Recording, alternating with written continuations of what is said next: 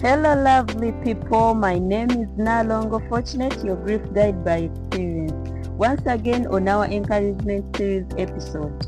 When we experience deep loss, it's not just the person or thing we lose.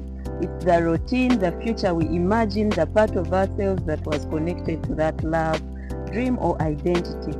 In the early days, it feels like everything is gone, including peace. But my assurance to you today is that peace will come in small ways. Peace doesn't always return with a loud knock. Sometimes it doesn't shout your name or fix everything at once. Sometimes peace tiptoes in, softly or gently, through things you do every day without you knowing.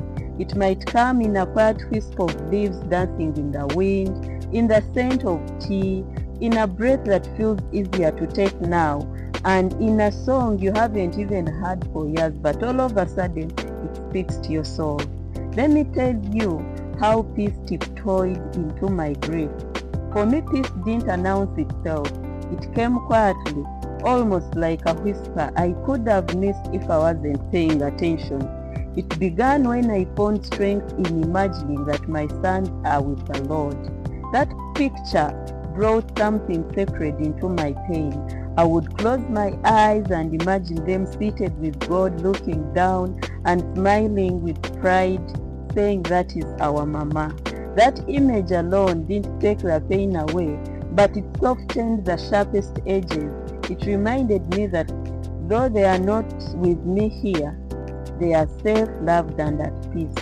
And that alone brought in peaceful relief.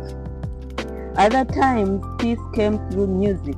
R&B has always been my soul's language since high school.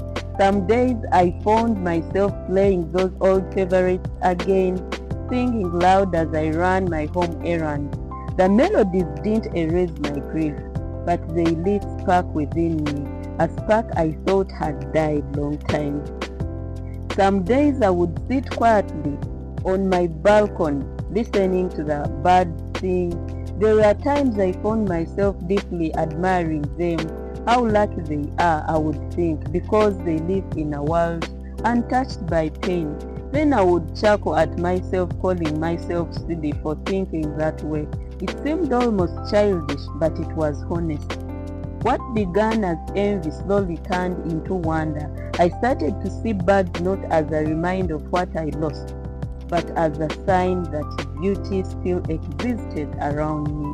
And in those quiet balcony moments, surrounded by nothing but air, birds singing, and my thoughts, I began to trust that I would find peace again, even if it is in small pieces.